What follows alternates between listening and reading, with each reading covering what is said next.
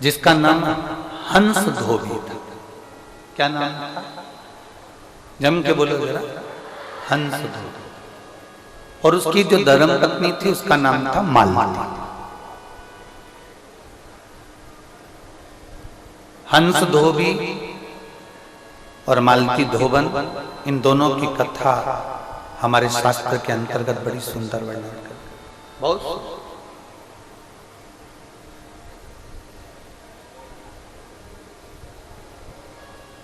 बहुत पूर्व की बात है, बहुत पहले।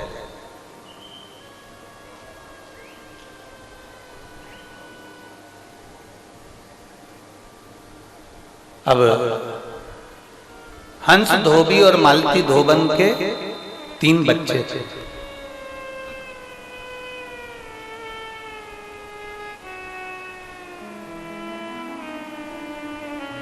घर में इतना धन नहीं था, घर में इतना वैभव नहीं था, घर में इतना पैसा नहीं था कि वो अपने बच्चों को भी सही से पाल सकें, अपने बच्चों को भी सही से भोजन दे सकें।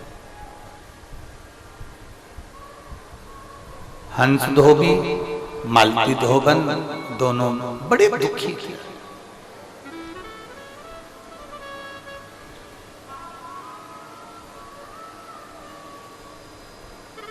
और एक बात हमने पहले भी कथा में कही, अच्छा फिर कह,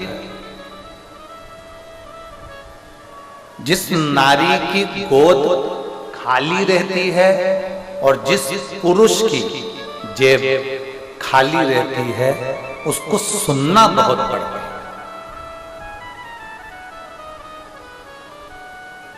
जिस स्त्री की, जिस नारी की गोद अगर खाली है, जिस स्त्री की गोद अगर खाली है, जिस ढीले कम करके थोड़ा ऐसा अच्छा करो उसको, जिस नारी की गोद खाली है, जिस स्त्री की गोद खाली है और जिस पुरुष की जेब खाली है, उसको सुनना बहुत पड़ता है, बहुत सुनना।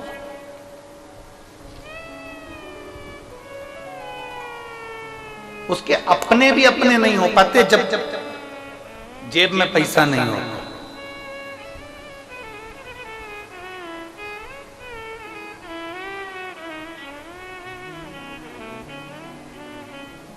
जब जेब में धन नहीं होता है, जेब में पैसा नहीं होता है, तो अपने भी अपने नहीं हो पाते।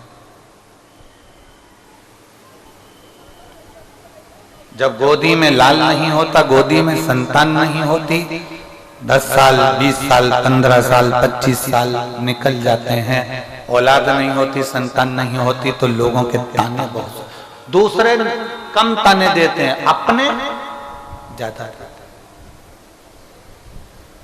इसलिए हमारा रोज का नियम है, प्रतिदिन हमारे बाबा की हमने सेवा करी, ठाकुर जी से लाड लड़ाया, भोलेनाथ जी का अभिषेक पूजन किया, बाबा से विनती करते, रोज प्रतिदिन अपनी माला जपी, रोज प्रतिदिन भगवान से प्रार्थना करते हैं, बाबा ऐसी कृपा करना कि किसी नारी की, किसी स्त्री की गोद खाली ना रहे और किसी पुरुष की जेब खाली ना रहे। रोज का नियम है ये, प्रतिदिन का नियम। प्रतिदिन बाबा से, देव महादेव से हमारी ये निवेदन प्रतिदिन हम विनती करते हैं, रोज का नियम कि बाबा ऐसी कृपा करिए, ऐसी दया करिए, ऐसी करुणा करिए, ऐसी दया करिए, ऐसी करुणा करिए, ऐसी कृपा करिए।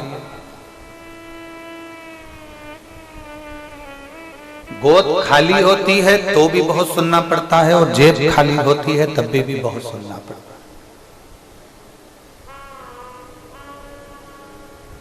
जरा सा किसी पर दुख आ जाए ना, जरा सी किसी को बीमारी लग जाए, जरा सी किसी को तकलीफ आ जाए, तो मोहल्ले के लोग कहने लगते हैं कर्म का वो भोग रहा है।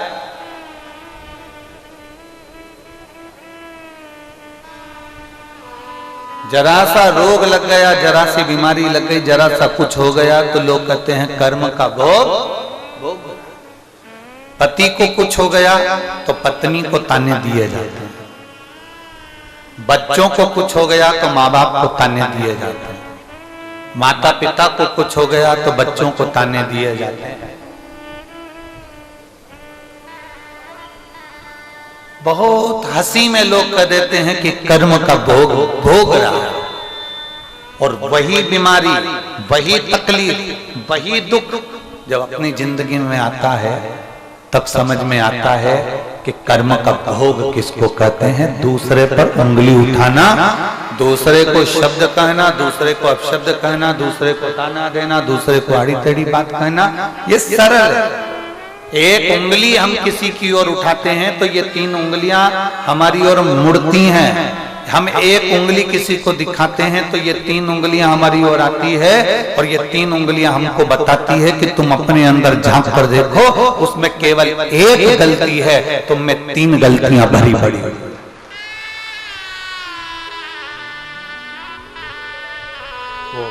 हम एक उंगली किसी पर उठाते हैं, हम एक उंगली किसी को देते हैं, ये 3 उंगलियां हमारी ओर हमें बताती हैं कि तुमने उस पर उंगली बिठाई है तो तुम्हें उसमें तो एक गलती दिखी, तुम्हें 3 गलतियां भरी पड़ी,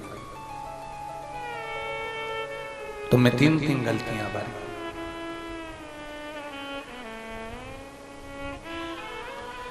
कब कौन सा दुख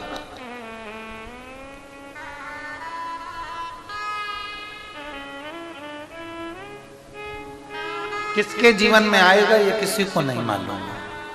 कब कौन सा दुख किसके जीवन में चलेगा ये किसी को नहीं मालूम है। कौन सी घड़ी, कौन सा पल, कौन सा क्षण अच्छा होगा बुरा होगा ये कौन जान सकता, कौन जाने।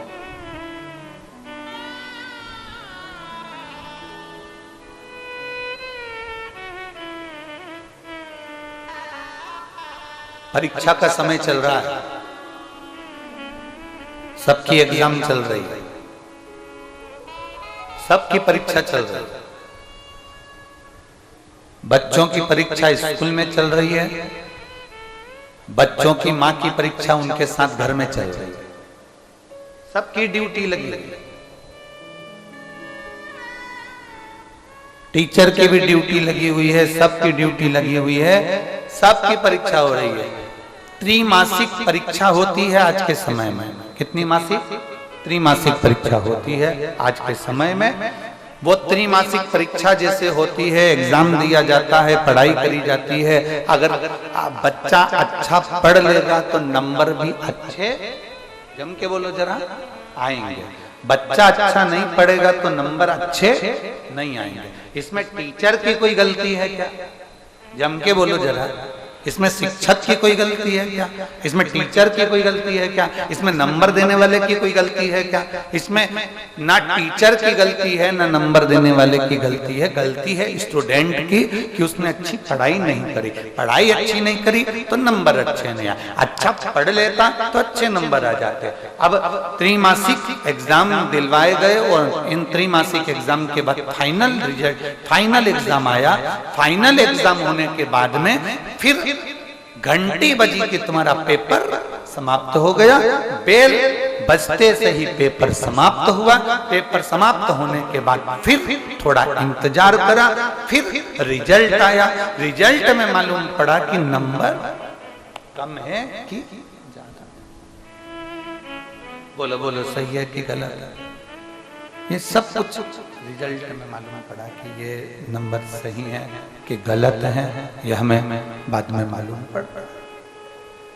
अब जैसा एग्जाम बच्चा दे रहा है वैसा ही एग्जाम आपका और हमारा चल रहा है। त्रिमासिक बच्चा दे रहा है, त्रिमासिक अपन भी दे रहे हैं। बचपन, जवानी और बुढ़ापा, बचपन, जवानी और अधेड़ी, ये त्रिमासिक एग्जाम।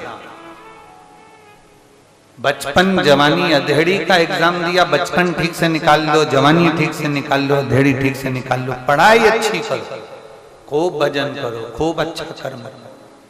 फिर फाइनल एग्जाम, बचपन, जवानी, अधेड़ी, त्रिमासिक एग्जाम है और फाइनल एग्जाम है हमारा बुढ़ापा। और बुढ़ापा होते सही फिर घंटी बजेगी, पेपर समाप्त। आखिरी घंटी वही बजाता, आखिरी। और आखिरी घंटी जब बजती है तो पेपर, जम के बोलो जरा, समाप्त। पेपर समाप्त हुआ, रिजल्ट की तैयारी हो गई।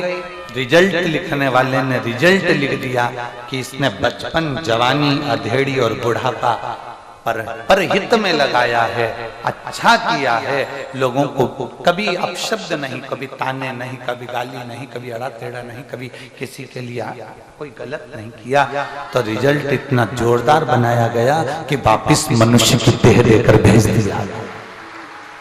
रिजल्ट अच्छा और